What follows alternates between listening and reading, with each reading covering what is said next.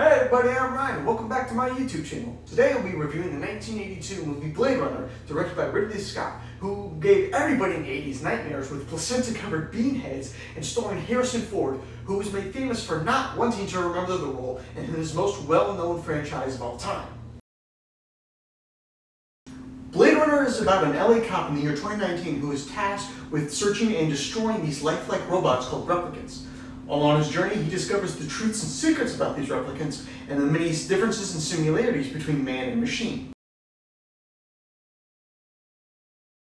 The big thing that I really wanted to focus on with this film was the cinematography and the artistic choices made within the movie. This movie can actually be classified as a cyber noir and is one of the first noir films I've ever seen. The director of photography, Jordan Cromwell, actually made a majority of the shots in this movie matching medium shots, that's my personal favorite shot to do in a movie. I like the shot so much because we get to see the actor's face and reaction to whatever conversation they are having, and the audience gets a deeper connection with the character. And if we have a deeper connection with the character, then we relate with them more. He also uses several wide shots in darkly lit rooms and lets the shadows play with the dimensions. This gives off a feeling of mystery and a complex feeling for what environment the characters are in.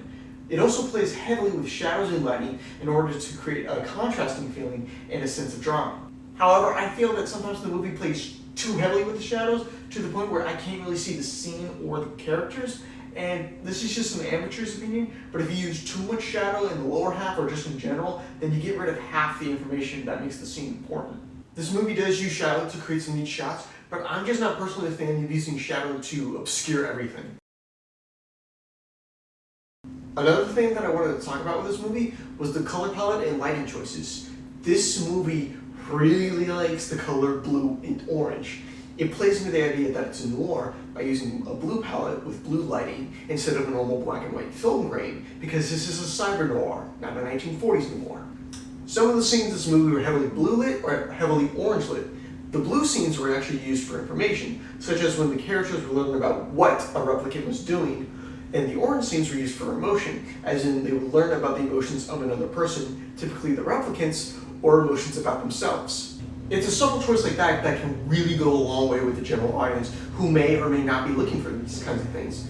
A general audience is just going to notice these things and absorb them internally, but if you're a film student like me, you're going to really notice these things and take notes on them. It's something that I personally appreciate because I do believe that subtlety is key in creating a good message in a movie.